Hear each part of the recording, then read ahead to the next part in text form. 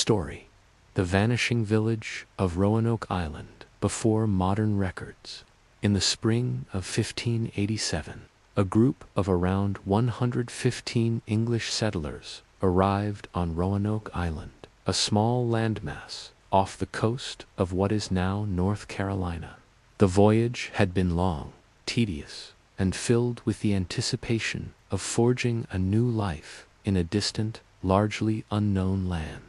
For many, this was an opportunity to escape social and economic constraints in England, to seek adventure, or to secure their fortunes through agriculture and trade. The island itself presented both promise and challenge: dense forests, fertile soil in patches, abundant wildlife, and, in some areas, difficult marshlands. The settlers' first task was to establish a base of operations, temporary shelters constructed of wood, reeds, and whatever materials could be found or carried from the ships. Life in these early days was slow, repetitive, and filled with the ordinary routines necessary to survive in a new environment. Men felled trees and built structures. Women prepared food, gathered supplies, and maintained the rudimentary dwellings. Children performed small tasks to aid their families. Though the stakes were high, survival in a remote and unfamiliar land each day was marked by a rhythm of work, rest, and cautious observation. The English chroniclers of the time, whose letters and reports provide our primary window into the colony, noted the meticulous nature of these routines. Log entries recorded where crops were planted, which animals were hunted, and how wood was gathered and stored. Even the seemingly mundane details, such as the construction of a fence around the settlement or the rationing of food, reveal the delicate balance the colonists maintained between order and the unpredictable forces of the island environment. Despite the focus on survival, the settlers brought with them artifacts of English domestic life, small furniture, cooking utensils, and familiar household items. They attempted to recreate a sense of home amid a foreign landscape. Gardens were planted, carefully tended, and marked with rudimentary signs to ensure order. This effort to impose familiar routines on unfamiliar territory illustrates a quiet resilience. The settlers' persistence in maintaining domestic and agricultural structure, even while confronted with a distant, untamed environment, created an almost hypnotic rhythm. The repetition of tasks, the steady march of days, and the slow accumulation of human presence upon the island.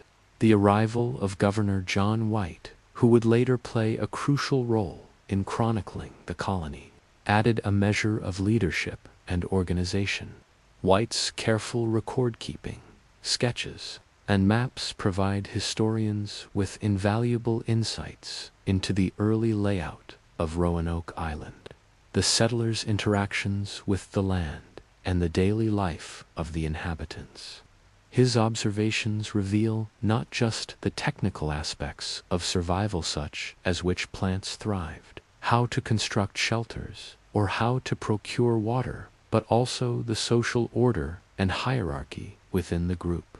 White's meticulous nature ensured that even ordinary moments, meals, repairs, and leisure were documented, creating a detailed, almost hypnotic portrait of human life in isolation. The settlers' first months were marked by an uneasy coexistence with the natural world. Weather patterns, tides, and wildlife required constant attention. Storms, though not always severe, could destroy partially constructed shelters or scatter supplies. Mosquitoes and other insects created persistent discomfort. The abundance of unfamiliar flora and fauna required careful observation. Some plants proved edible and nutritious, while others were toxic, Hunting and fishing were essential to supplement meager rations, demanding patience and skill. Each day was a careful negotiation with the environment, a series of small victories and minor frustrations that shaped the collective experience of the colony. Even amid this ordinary labor, the colonists began to notice subtle differences in the land compared to their expectations. Certain areas seemed to shift unpredictably with tides or erosion. Peculiar markings on trees suggested previous human activity, hinting at indigenous presence. Small changes in the landscape, a fallen tree, here a shallow creek, there required constant attention to avoid missteps. These ordinary observations, while not immediately alarming, created an undercurrent of awareness that the island was not an empty canvas, but a dynamic environment with its own hidden rules and rhythms. The settlers focused on the mundane necessities of survival, sometimes overlooked these quiet signals, yet they remained etched in John White's sketches and records.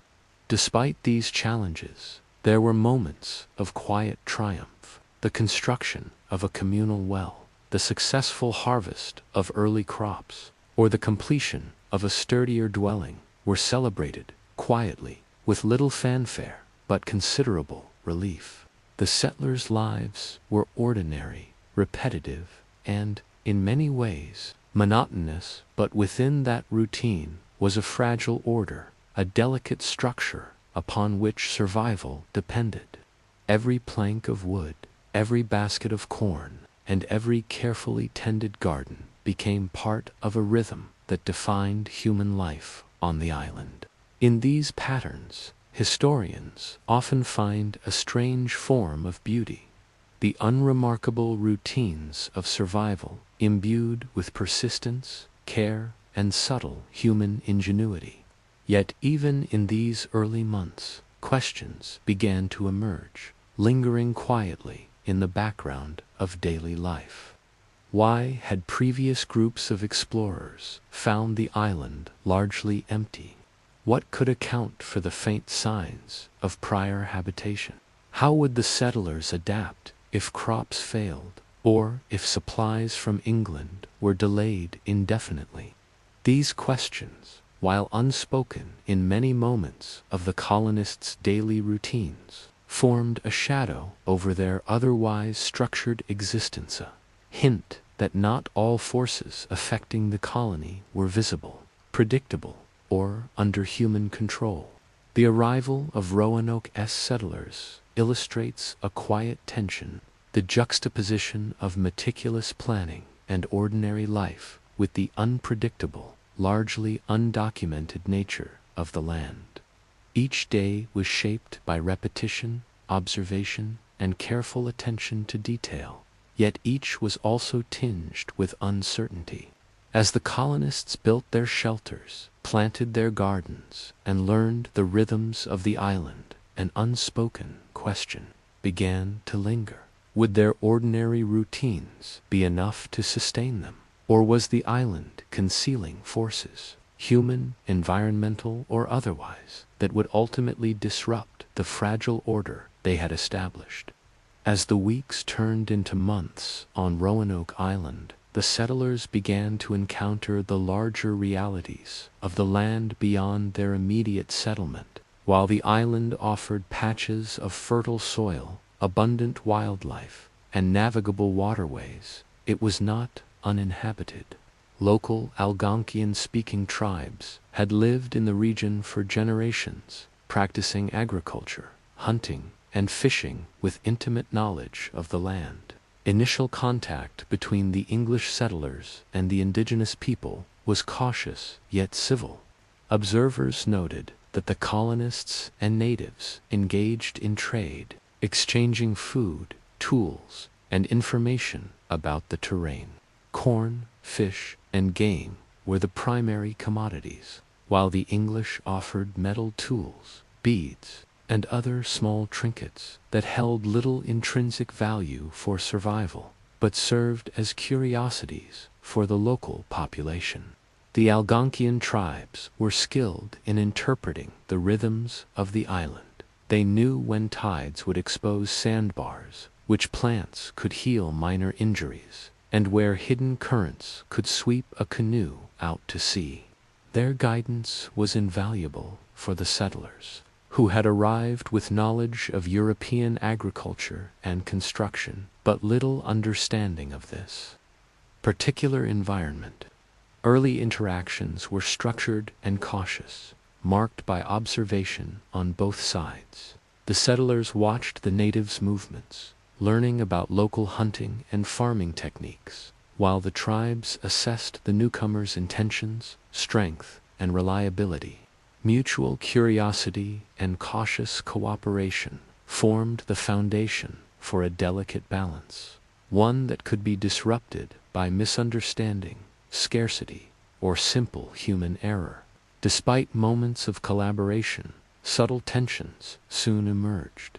Food scarcity was a persistent challenge.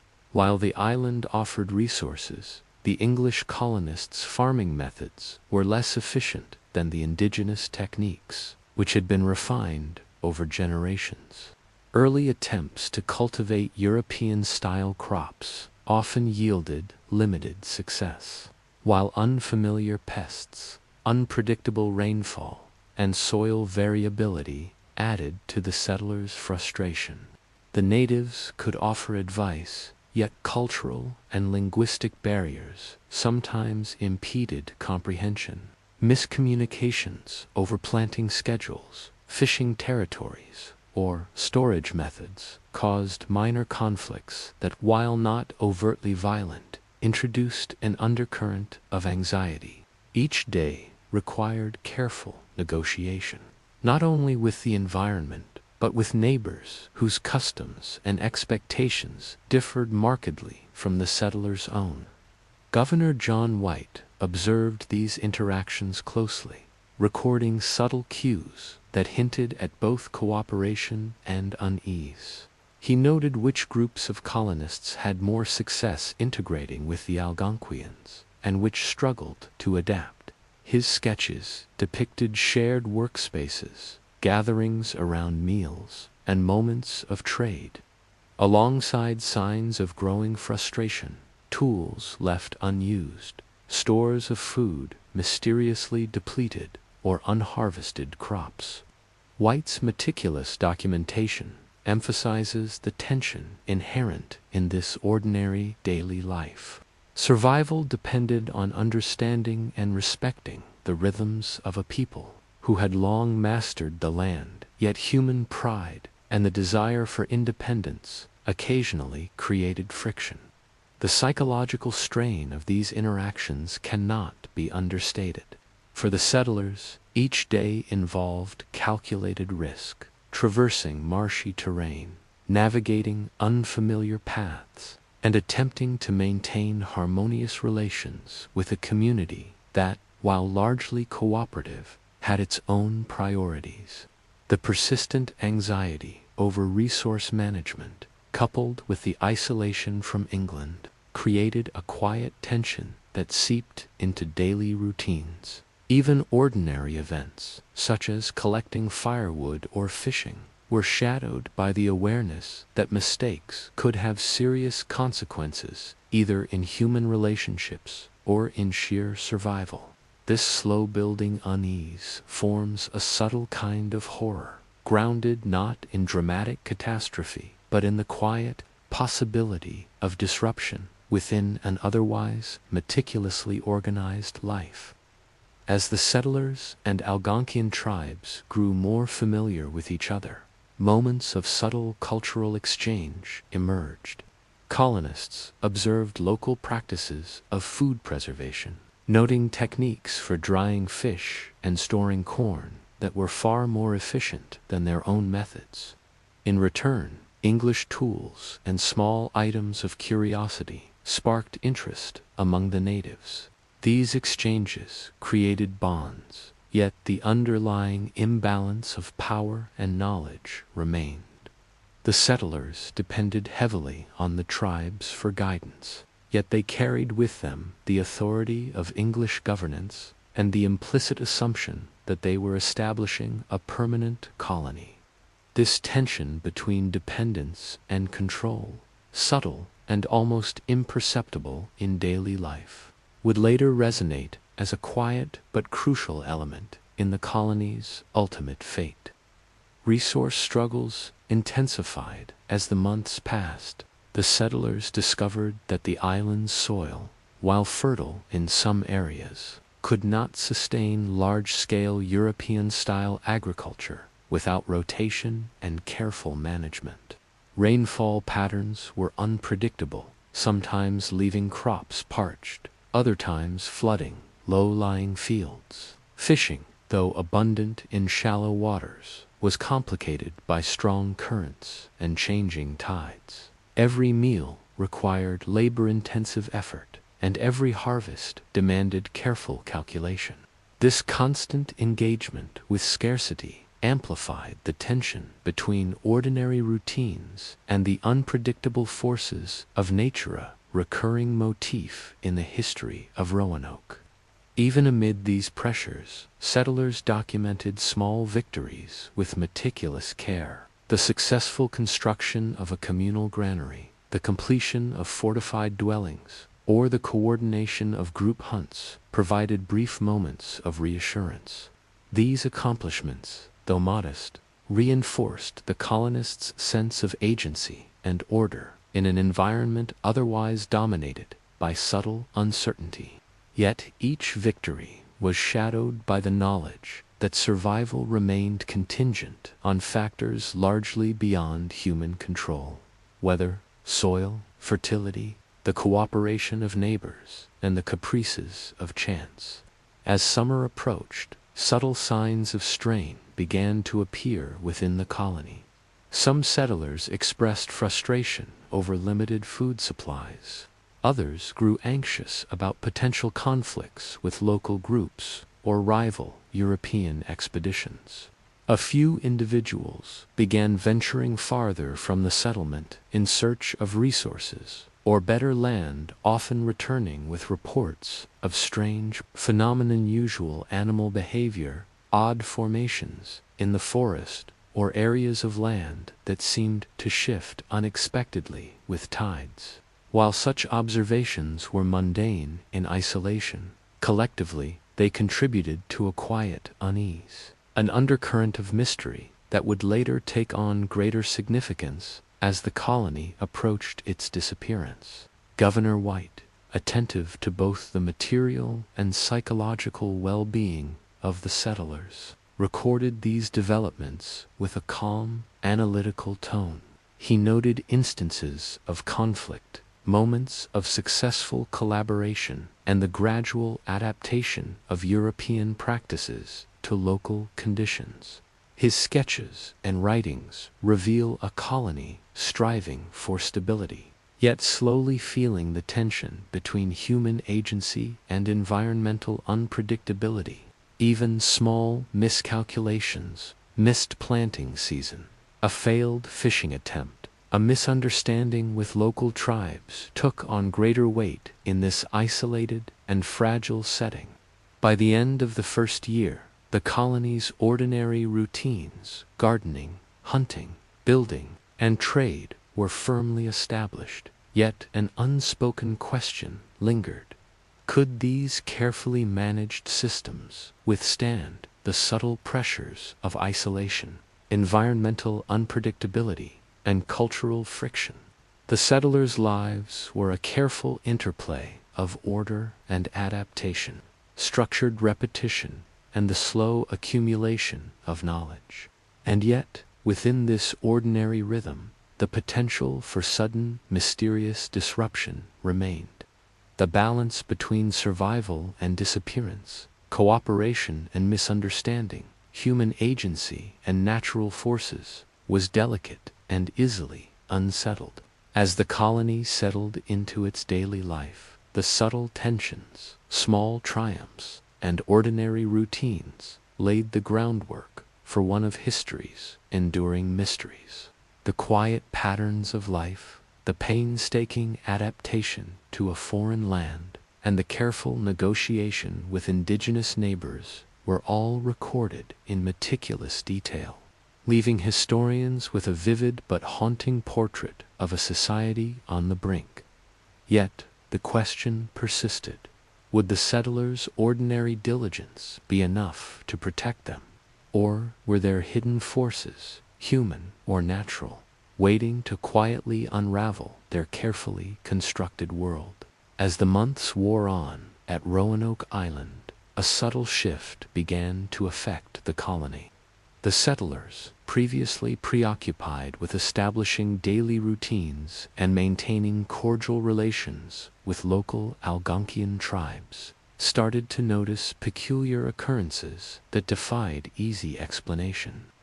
Trees seemed to appear in unfamiliar places, and marshes that had been dry the previous week were suddenly inundated.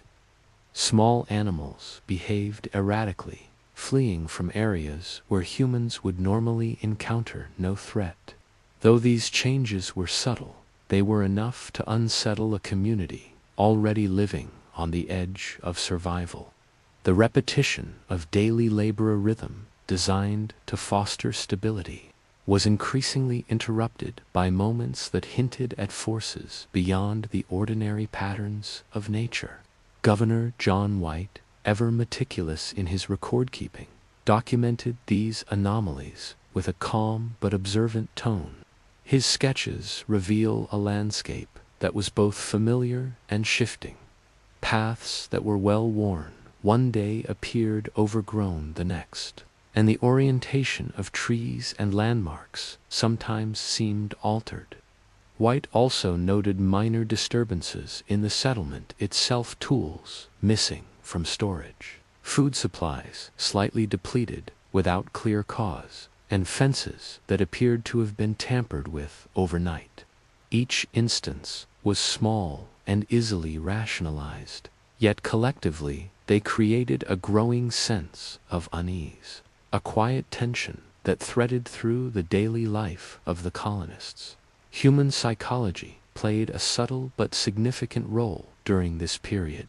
The settlers, isolated from England and dependent on their fragile routines, were acutely aware of the consequences of any misstep. Anxiety, though rarely expressed openly, began to affect the group. Some colonists reported feeling watched or followed in the woods, while others described fleeting shadows near the edges of the marshes. While no direct threats were present, these perceptions reflected the stress and uncertainty inherent in life on a remote island. Even ordinary environmental cues, a gust of wind, the rustling of leaves, or the movement of birds, were imbued with heightened significance, subtly amplifying the sense of mystery and foreboding. Interactions with the Algonquian tribes continued, though not without complexity. While many exchanges remained peaceful and mutually beneficial, tensions occasionally flared. Cultural misunderstandings, differences in expectations, and disputes over hunting and farming territories created moments of friction. Some settlers reported that local guides occasionally avoided certain areas of the island, citing sacred grounds or regions deemed dangerous. The English, unfamiliar with these local customs, sometimes dismissed the warnings, attributing them to superstition or exaggeration. Yet these subtle hints, avoided paths, whispered cautions, and cryptic gestures contributed to the impression that the island contained hidden dimensions, spaces where ordinary human control was limited. Small personal tragedies and accidents began to punctuate the rhythm of daily life. Children were occasionally lost for hours in the dense forest or mudflats, only to return unharmed but frightened. Supplies occasionally spoiled faster than expected, and minor injuries became serious in the absence of adequate medical knowledge or resources. The combination of environmental unpredictability, cultural tension, and human error created a slow accumulation of unease. These were not dramatic disasters, but a series of minor disruptions that, over time, unsettled the colony's carefully maintained balance. Each small event reinforced the sense that the island, though ostensibly ordinary, was a landscape of subtle and persistent uncertainty.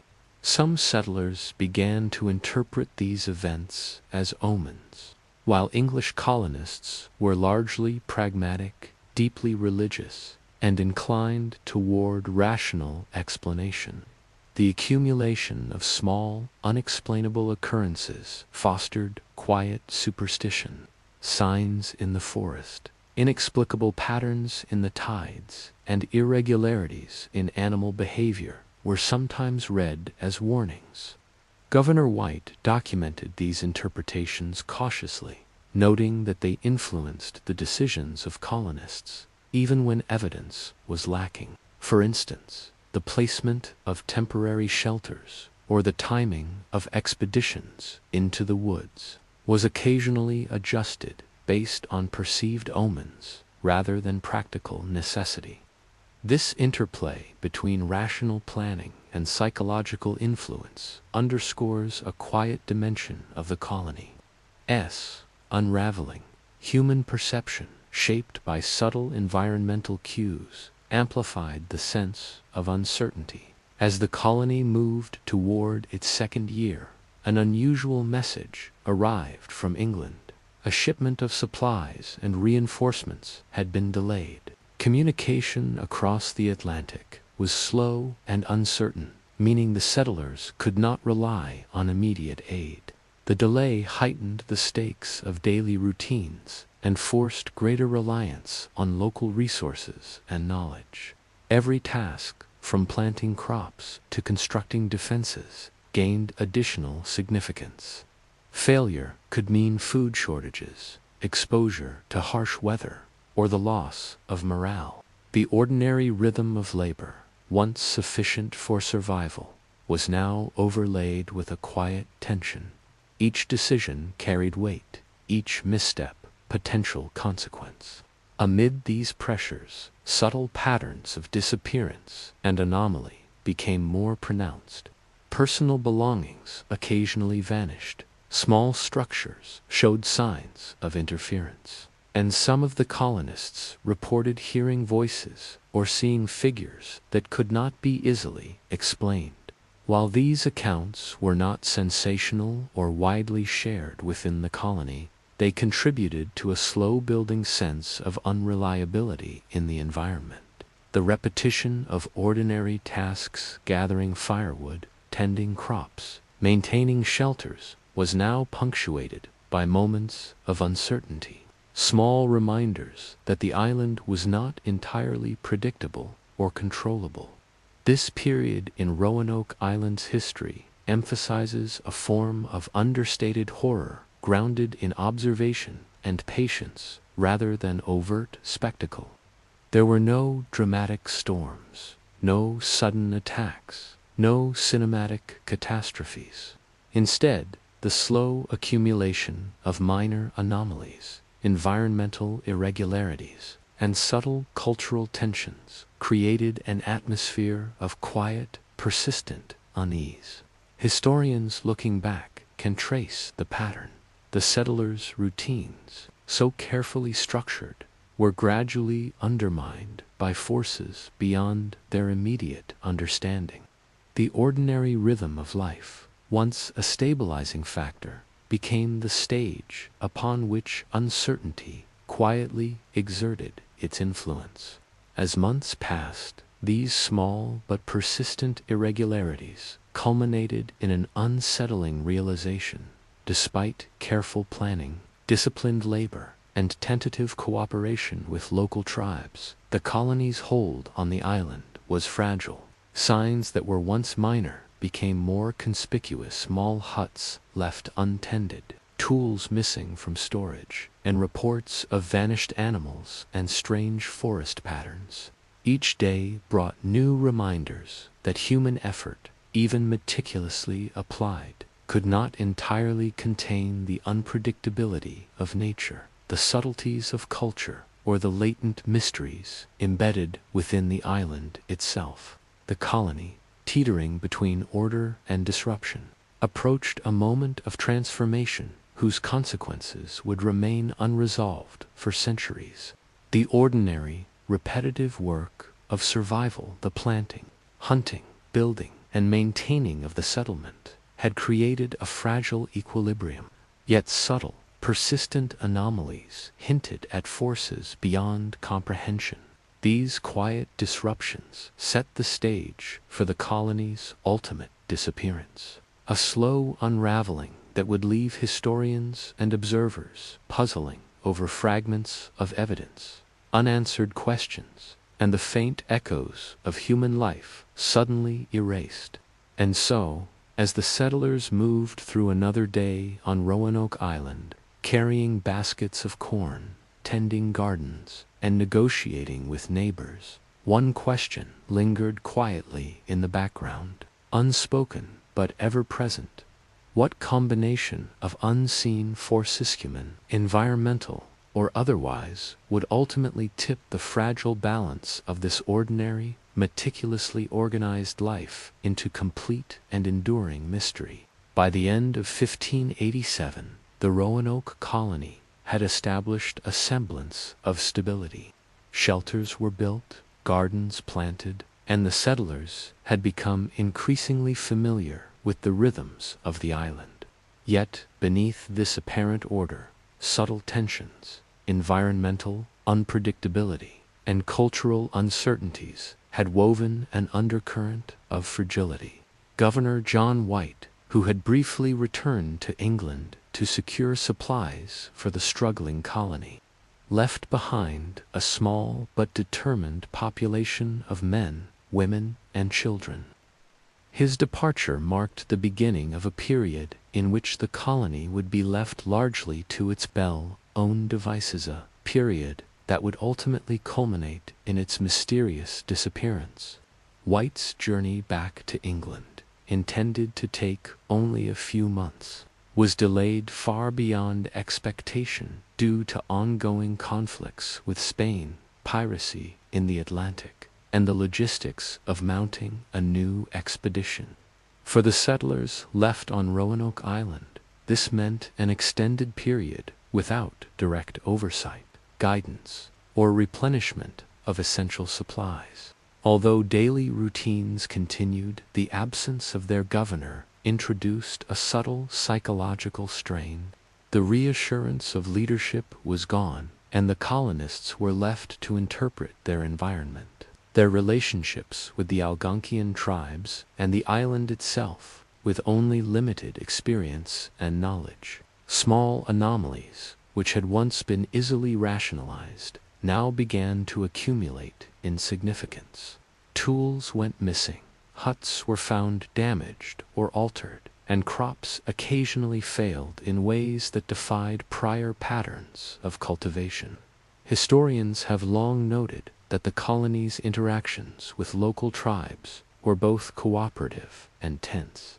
Some members of the Algonquian community continued to trade and guide the English settlers, while others appear to have withdrawn from contact. The reasons for this partial disengagement remain unclear.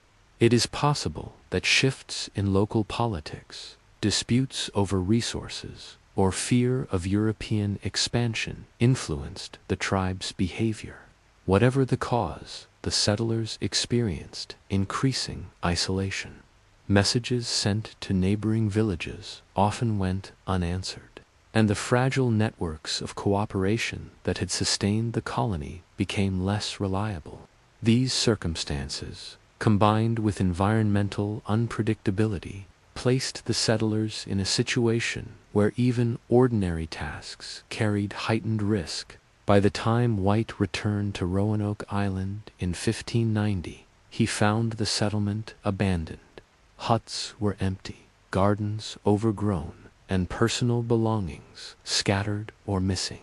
The only clue left behind was the word Croatoan, carved into a fence post, a single, enigmatic message that offered no direct explanation for the colony's disappearance. Some hypothesized that the settlers had moved to Croatoan Island, now known as Hatteras Island, seeking refuge or better resources, while others considered more ominous possibilities, including disease, conflict, or assimilation into local tribes. Yet no definitive evidence confirmed the fate of the 115 settlers. The mystery of Roanoke has remained unresolved for over 4 centuries, a historical puzzle that continues to captivate scholars, amateur historians, and enthusiasts of the unexplained. The disappearance illustrates a subtle form of historical horror. There were no dramatic battles, cataclysmic storms, or cinematic calamities. The colony simply vanished, leaving behind only traces of ordinary life interrupted. Tools, clothing, and structures, the minutiae of everyday existence, became silent witnesses to human presence abruptly ended. In many ways, the mundane details recorded by John White, which once seemed tedious, have become the primary means by which we attempt to reconstruct what happened. The quiet horror lies not in overt spectacle, but in the erasure of routine life and the impossibility of understanding fully what occurred. Psychologically, the story of Roanoke resonates because it highlights the fragility of human efforts in the face of uncertainty. Despite meticulous planning, structured routines, and careful negotiation with the natural world and local inhabitants, the colony's fate remained subject to forces beyond their comprehension or control. Environmental shifts, cultural misunderstandings, and logistical delays, each seemingly minor in isolation, collectively contributed to a scenario where an entire community could vanish without trace. The disappearance reminds us that ordinary, repetitive human efforts, while necessary for survival, can be unexpectedly fragile when the variables of environment, society, and chance align against them. Modern investigations into the fate of Roanoke have offered possible explanations, though none are conclusive. Archaeological digs, analysis of contemporary reports, and comparisons with local oral histories provide tantalizing hints. Some skeletal remains suggest assimilation with native tribes, while other artifacts indicate temporary survival in hidden locations. Yet no combination of evidence has definitively answered the central question. Where did the colonists go, and why were their ordinary lives so carefully documented, so completely erased? This unresolved mystery, coupled with the mundane yet painstaking details of their daily existence, forms the enduring allure of Roanoke Island, a story that is at once ordinary and profoundly unsettling. In the end, the vanishing village of Roanoke Island represents a slow, quiet form of historical horror, one grounded in ordinary life interrupted and the subtle tensions between human ambition, environmental unpredictability, and cultural complexity. The settlers' routines, meticulously maintained and painstakingly recorded, were not enough to protect them from the unknown variables of a remote island world. Their disappearance remains a testament to the fragile equilibrium upon which human communities depend, and a reminder that history is often shaped as much by what is absent as by what is present. And so, as the overgrown paths of Roanoke Island whisper faint echoes of human presence, long vanished, we are left to wonder how many other ordinary lives, carefully lived and quietly documented, have been erased from history by forces we may never fully understand. Story 2. The Silent Crew of the Stardust. In the summer of 1947, the Stardust, a Douglas DC-3 airliner operated by British South American Airways, prepared for its routine flight from Buenos Aires, Argentina to Santiago, Chile. The crew, experienced and competent, carried out the usual pre-flight checks. Passengers boarded with ordinary expectations. Business travelers, families, and individuals making their way across the southern Andes. Nothing about this flight suggested unusual circumstances. Weather forecasts indicated largely clear skies, though in the Andes, conditions could change rapidly. The flight plan was conventional, following a well-established air corridor over the Andes Mountains. Captain Reginald Cook, an experienced pilot with years of service, led the crew. Co-pilot and radio operator responsibilities were distributed according to standard procedure.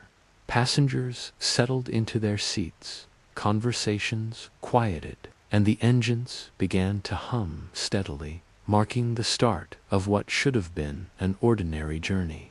The meticulous routines of flight checks, safety procedures, and navigation charts were carried out in calm professionalism. As the plane ascended into the thinner mountain air, the crew monitored altimeters, gauges, and weather patterns. The Andes presented challenges even to seasoned pilots. Sudden gusts of wind, updrafts along steep cliffs, and shifting cloud formations could all complicate navigation. The airliner was equipped for standard conditions, but the mountains had an inherent unpredictability. Routine monitoring became essential. Every reading of the instruments, every adjustment of altitude, every observation of the clouds contributed to a slow rhythm that governed the cruise day. Passengers, largely unaware of the subtle complexities of high-altitude flight, settled into their own routines for the journey. Families exchanged quiet conversations, workers read newspapers or wrote letters, and travelers gazed intermittently out the windows, glimpsing the snow-dusted peaks of the Andes below. The monotony of the flight, punctuated by occasional turbulence, established a calm but attentive pattern, one in which ordinary human activity intersected with the environment's unpredictability. As the plane approached the higher elevations of the Andes, subtle atmospheric changes began to appear.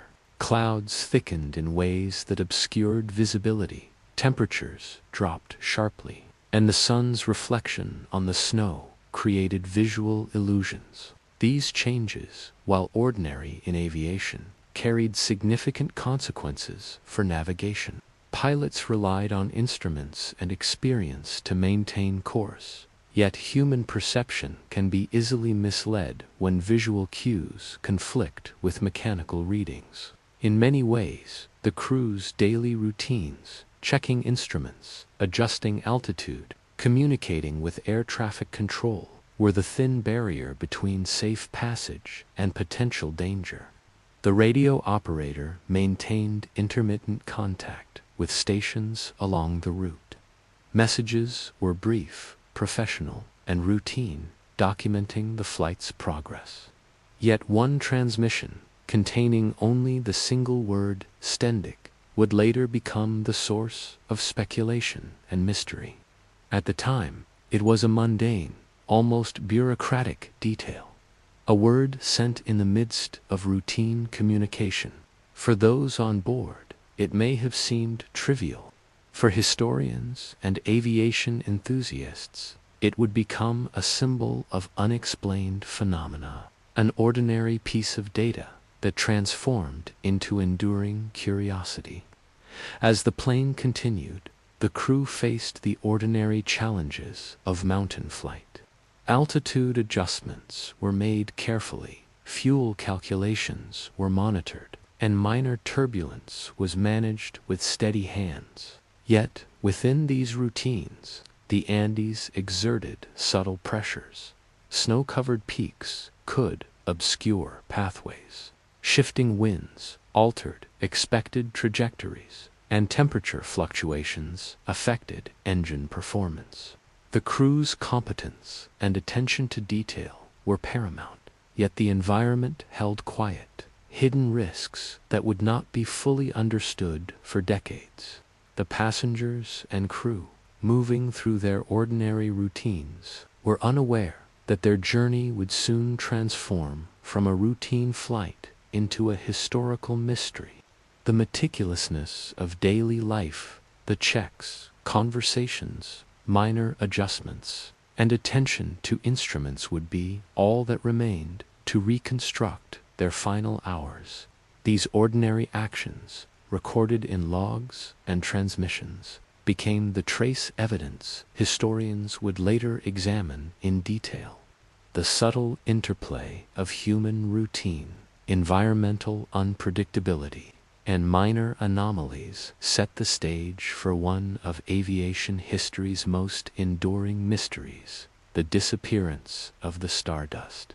And so, as the DC-23 climbed higher into the clouds, past familiar peaks and into the quiet majesty of the Andes, one question lingered.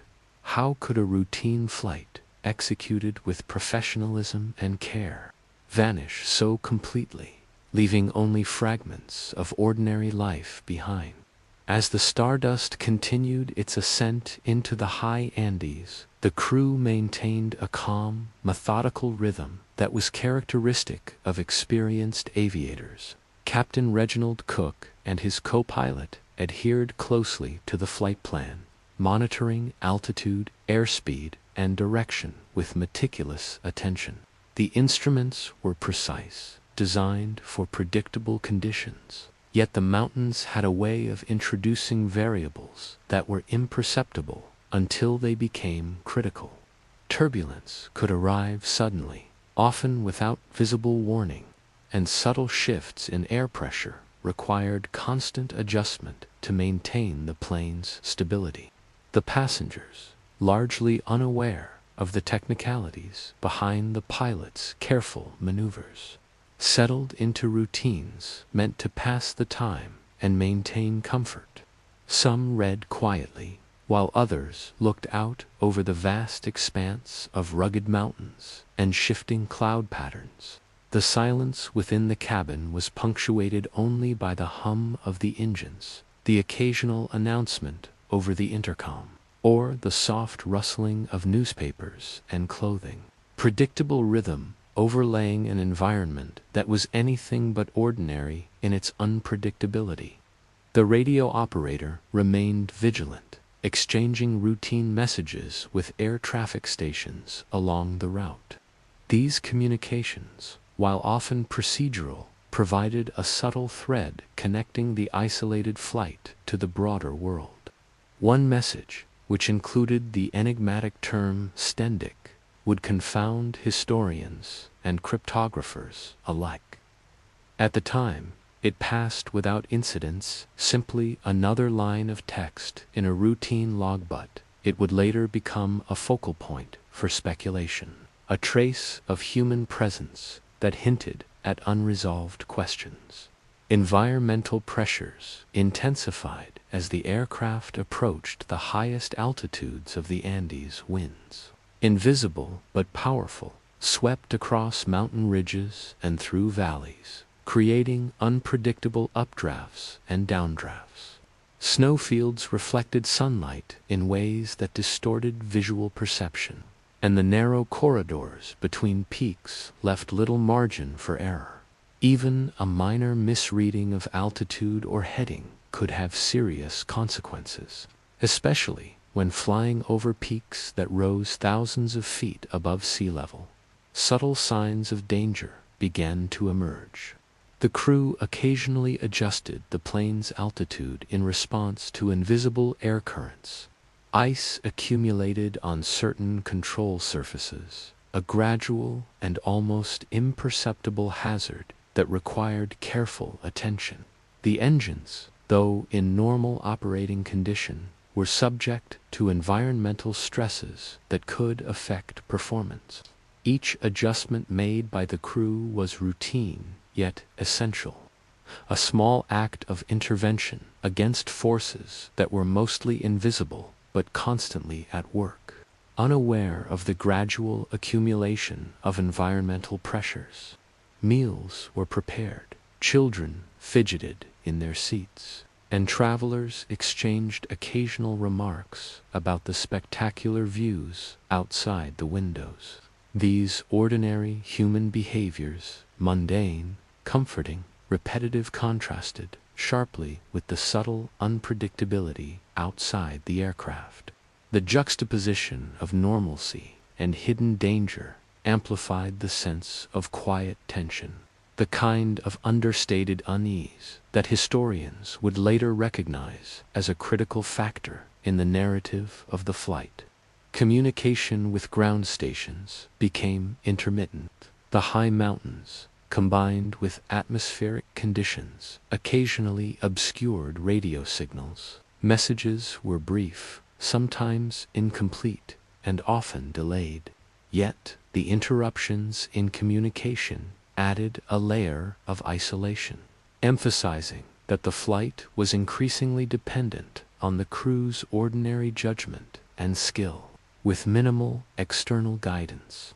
Minor anomalies also appeared within the aircraft itself. Instruments occasionally showed brief fluctuations. Readings would shift unexpectedly, and the pilot observed subtle changes in engine performance. These small occurrences were part of the routine vigilance of long-distance mountain flight. Yet they contributed to a quiet tension. The crew, accustomed to handling such anomalies, likely integrated them into their decision-making without alarm. Yet these small deviations would later become points of scrutiny for investigators. Attempting to reconstruct the final moments of the flight, the environment of the Andes, in its quiet and unassuming complexity, became almost a character in its own right, created a situation in which ordinary human routines were tested against forces largely beyond comprehension. The crew's competence, methodical attention to detail, and reliance on familiar procedures were the thin line separating safety from calamity. By the time the aircraft neared the final stretch of its route, the accumulation of minor hazards, environmental anomalies, and intermittent communication challenges created a scenario that was tense yet understated. There were no dramatic alarms, no explosive failures, only a quiet, almost imperceptible escalation of conditions that would later puzzle investigators. The ordinary routines of flight, designed to ensure smooth passage, were gradually undermined by subtle forces that the crew had no reason to anticipate, yet which would ultimately shape the outcome of the journey. Historians reviewing this period of the flight highlight the understated horror inherent in such situations. Ordinary human effort, professional skill, and careful observation, when confronted by hidden environmental pressures, can be rendered almost invisible in their effectiveness. The disappearance of the stardust was not instantaneous or spectacular in the dramatic sense. It was a gradual process, a convergence of subtle factors that eroded the margin of safety in a way that ordinary routines could not fully counteract. As the plane pressed onward, carrying passengers and crew through the quiet majesty of the Andes, one question lingered in the shadows of history. How could a flight conducted with ordinary diligence, ordinary skill, and ordinary caution end in such complete and unresolved disappearance, leaving only fragments of evidence for future generations to ponder?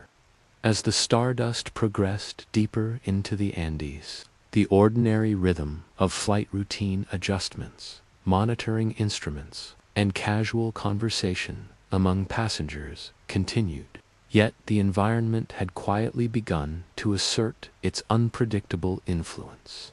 Mountains, snowfields, and sudden air currents formed a landscape that was as challenging as it was majestic. From the vantage point of the passengers, the journey appeared ordinary, even scenic. Yet beneath this serene surface, subtle pressures accumulated, unnoticed by all but the crew. These pressures, incremental and almost imperceptible, would culminate in a disappearance that baffled investigators for decades. The plane never arrived in Santiago.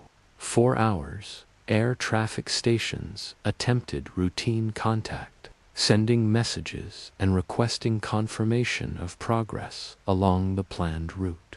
The lack of response was initially attributed to temporary interference, common in high-altitude mountain flights. In a region where radio signals could be disrupted by peaks and atmospheric conditions, delays in communication were considered ordinary occurrences. The operators at Santiago exercised patience, waiting for the flight to appear on schedule or for routine transmissions to resume. But as time passed, the absence of the stardust became more concerning, transitioning from a minor irregularity into a tangible problem requiring urgent attention. Search operations commenced within days, although the Andes presented formidable obstacles. Snow-covered mountains, hidden valleys, and fluctuating weather complicated every attempt to locate the plane.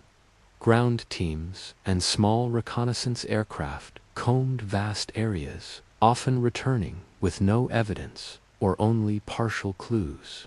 From the perspective of historical records, this initial search highlights the understated difficulty of locating human activity within complex and hostile terrain. What seemed like a brief, routine disappearance transformed into a prolonged mystery precisely because the ordinary markers of human presence, sound, smoke, footprints, or signals were largely obscured by natural features. The investigation into the Stardust disappearance was compounded by subtle anomalies noted in the final radio transmissions. Chief among them was the enigmatic word "stendik," sent by the crew shortly before contact was lost. Its meaning remains unknown. Speculation ranges from a simple typographical error to a coded signal, or even a psychological response to stress at high altitude. Whatever its origin, this ordinary line of text became an extraordinary clue for later analysts, illustrating how small, mundane acts can acquire monumental significance when human activity meets uncertainty. In a sense, the crew's ordinary communication habits became the final trace of their existence, a slender thread linking them to a reality that was otherwise erased by circumstance. Years of analysis have revealed additional evidence of the plane's fate. In 1947, the wreckage was not found, leaving the disappearance shrouded in mystery. Decades later, in 1998, hikers and climbers discovered remnants of the aircraft embedded in the snow and ice of a high-altitude glacier. Pieces of fuselage, personal belongings, and mechanical components confirmed the flight's path and ultimate crash, yet provided only partial answers. Investigators concluded that unusual weather patterns, including sudden snowstorms and potential turbulence, had likely caused the plane to descend unexpectedly into a steep valley. The accumulated effect of environmental pressures, while subtle, had overridden even the professional skill of the crew. The passengers and crew's ordinary routines, the preparation of meals, the reading of newspapers, the monitoring of instruments were suddenly transformed into silent artifacts. Clothing, logs, and scattered personal effects became objects of historical interest. The ordinary details of life preserved in fragments by environmental conditions. These remnants, ordinary in their origin, acquired profound significance precisely because they were the only traces left of human presence. In this sense, the understated horror of the stardust disappearance lies not in dramatic spectacle, but in the quiet erasure of life amidst a landscape that was indifferent, invisible, and unknowable to those who moved through it. Modern historians and aviation experts continue to examine the incident, attempting to reconstruct the crew's final decisions, the environmental conditions, and the interaction of minor anomalies that led to the crash. While hypotheses abound ranging from miscalculated altitude adjustments to disorientation caused by visual illusions in snow-laden terrain, the absence of eyewitness accounts makes definitive conclusions impossible. The ordinary human actions that once structured the flight, methodical checks, cautious navigation, and routine communication, ultimately proved insufficient against a convergence of subtle natural forces. The Stardust incident, like many historical disappearances, illustrates how ordinary life, even when carefully organized, can be undone quietly by environmental and circumstantial pressures. There were no dramatic explosions, no overt failures. Rather, a gradual unraveling occurred in which ordinary human routines intersected with the unpredictable. In retrospect, the understated terror emerges not from spectacle, but from the silent, systematic erasure of a routine journey, leaving only fragments, questions, and lingering curiosity. And so, the story of the Stardust remains a quiet testament to the fragility of human effort in the face of natural complexity. The ordinary lives of passengers and crew, their meticulous attention to detail, and their routine interactions with both technology and environment became a historical enigma. As historians and enthusiasts contemplate the remnants, one lingering question persists: how many other routine journeys, carried out with diligence and care, have vanished quietly into history, leaving only traces and unanswered mysteries behind? Story 3. The Haunted Mines of Centralia Before Modern Records.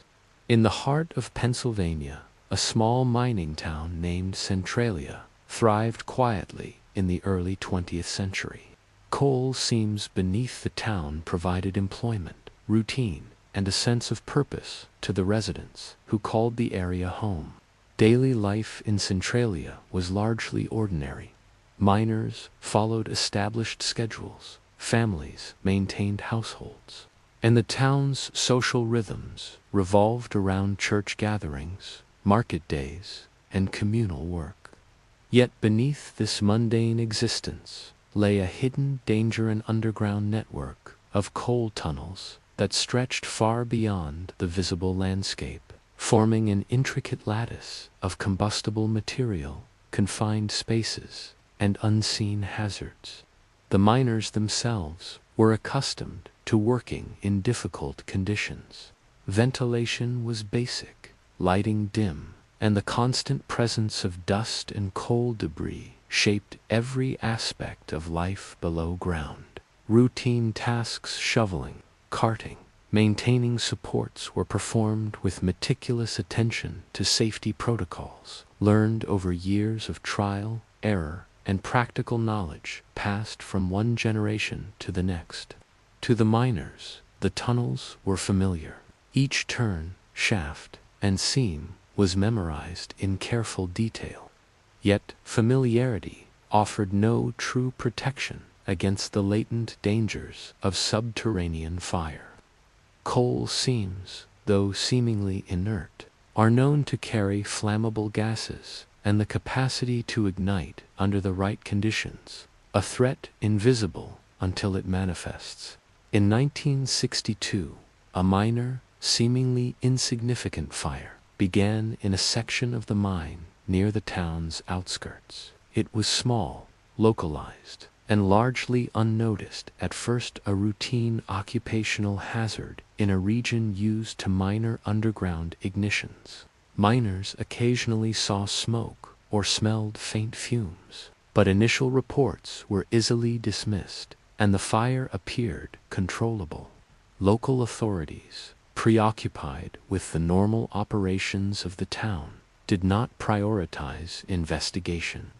Yet, this ordinary lapse, the decision not to intervene aggressively, would eventually lay the groundwork for decades of disruption.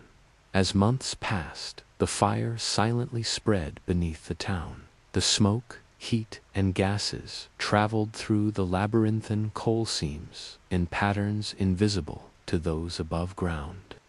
Streets remained bustling, children continued their routines, and miners followed their daily work schedules with calm diligence, unaware that the ground beneath them was gradually shifting in temperature and composition.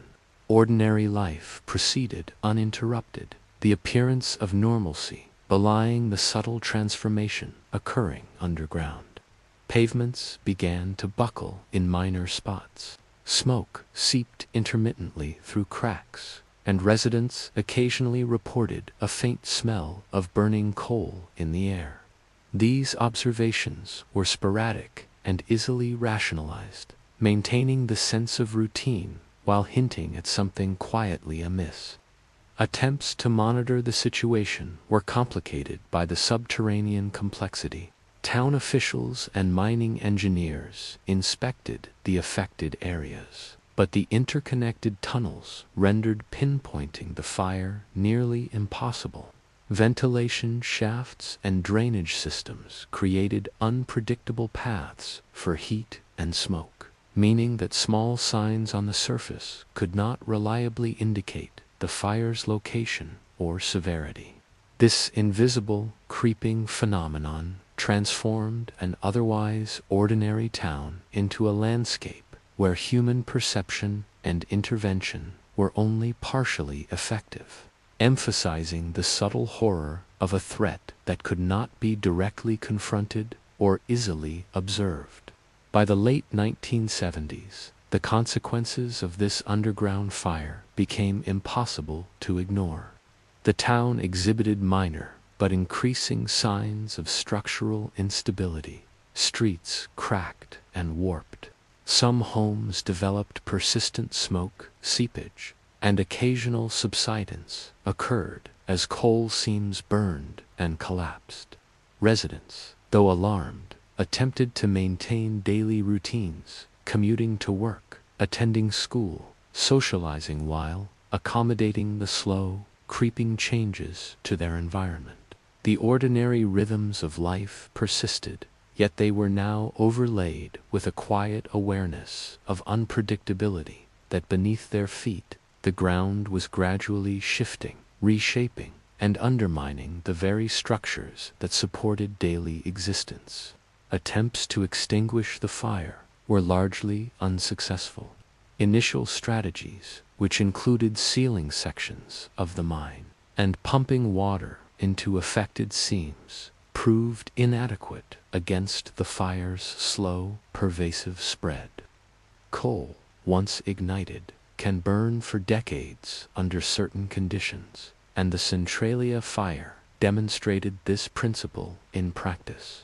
The ordinary routines of fire containment, inspection, reinforcement, monitoring were insufficient against the hidden complexity of the subterranean environment. The fire moved silently, following paths that humans could neither observe nor fully understand, leaving only the surface signs of its progression: smoke, heat, and minor collapses. By the 1980s, the cumulative effects forced more dramatic changes.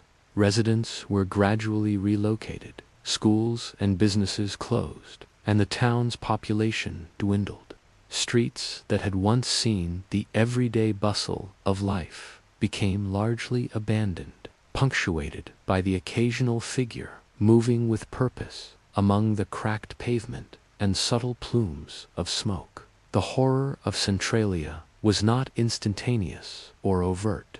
It was a slow, quiet erosion of ordinary life, where routine existence became impossible under the persistent, unseen pressures of a burning underground labyrinth. Today, Centralia exists largely as a ghost town. The fire continues to burn beneath the earth over half a century after it began, invisible but inexorably shaping the landscape. Streets are cracked and warped. Signs of the town's ordinary past remain in fragments, and occasional smoke vents remind any visitor that beneath the apparent stillness, subtle destruction continues. The town's history is a testament to the fragility of human routines in the face of hidden forces, emphasizing that ordinary life, however meticulously organized, can be quietly undone by phenomena operating outside direct perception or control. And so, as the empty streets of Centralia whisper faint echoes of daily life, interrupted, one thought persists. How many ordinary communities, diligently maintaining routines and unaware of hidden threats, have vanished quietly beneath forces they could neither perceive nor influence?